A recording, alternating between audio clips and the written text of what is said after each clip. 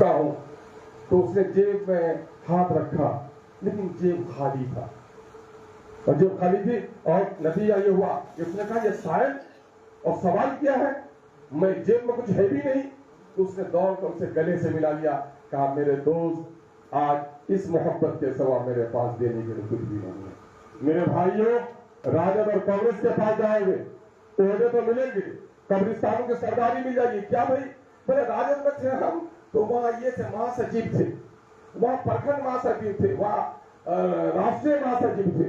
मैंने कहा ए बादशाह बेसल्तनत, सुन, तेरे महासचिव बन जाने से तेरी कम्युनिटी, तेरे बस्ती का न तो नाला बना सकता है, न किसी गरीब मजलूम की पैरवी कर सकता है। ये तमगा लेके खाएगा, ये धोखे की टट्टी है, उसमें मत जा।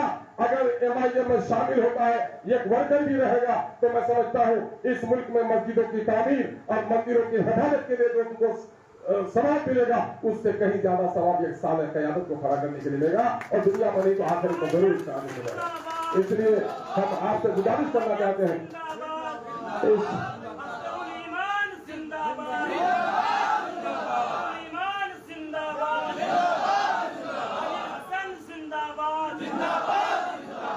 मैं अखिलेश्वर शर्मा साहब का, खानदाने भाई वीरेंद्र पासवान साहब का, जनाबे भाई रंजीत राणा साहब का, भाईजान क्या नाम हुआ, रत्नेश साहब का बड़ा शुक्रगुजार हूं कि आज इन लोगों ने आपकी पार्टी में शामिल होने की वजह से उनके जो जाति लोग, जो फिरका परस्त है, इंसाफ पसंद लोग नहीं कहेंगे, फिरका परस्त लोग कहते हैं कि लोग भटक गए हैं।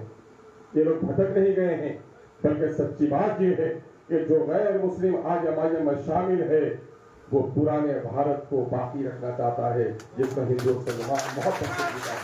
हमने बीजेपी के साथ हमारा ताल्लुक रखते हो, बेवकूफे, नादानो, जालिमो, तुम्हें शर्म नहीं आती, तुम्हें गैरत नहीं आती।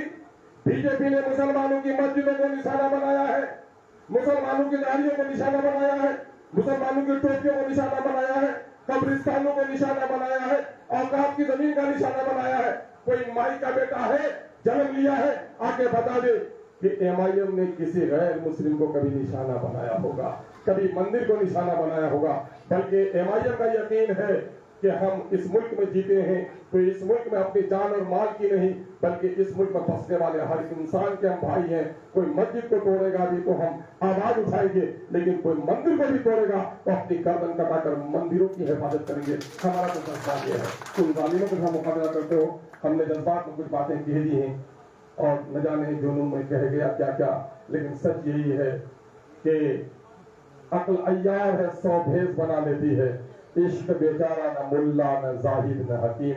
मौलाना लोग मुल्ला इस मामले में नहीं समझेंगे, दरअसल मसलिहत पसंद लोगों के लिए कहा अल्लामा इकबाल ने कि हम लोगों के अंदर तब तक जज्बा नहीं होगा, हम काम नहीं कर सकते हैं। एमआईएम आपको मिल्ली गैरत की दावत देती है, शख्सी गैरत की दावत देती है, और ये कौमी गैरत के झंडे को पूरे भारत में मजबूती से लहराने की दावत देती है। फख्र के साथ इसका मिंबर आप बने हैं, दूसरों को मिंबर साथी कीजिए। अपना कुंबा जितना बड़ा होगा, अपना हिस्सा उतना ही अच्छा होगा। बहुत बहुत शुक्रिया। अस्सलाम वालेकुम, आदाब, हिंदुस्तान जिंदाबाद, एमआईएम जिंदाबाद।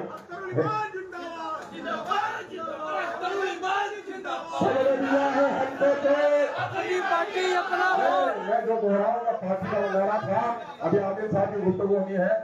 सबने दिया, वही जुमले दोहराइए जो जुमला मैं दोहराता हूँ। सबने दिया है हमको चोट,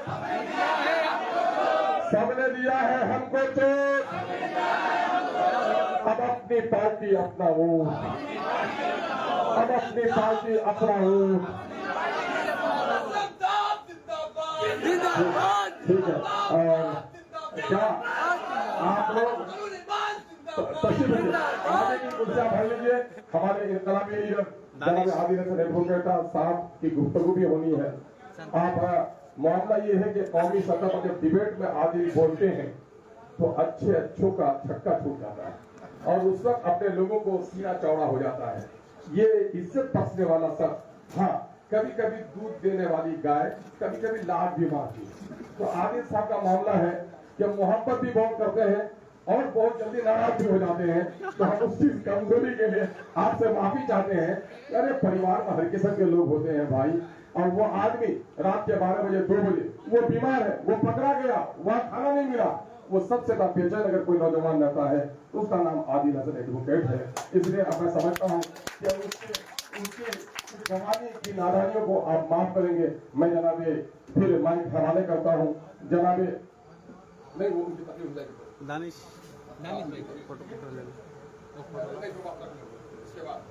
पहले आदिल साहब की गुफ्तगू हो जाएगी और उसके बाद एक अहदनामा जिसको आपने दस्तखत पहले कर दिया है, अब आपको उसको दोहराना है यहाँ पर। MIM जिंदाबाद जिंदाबाद।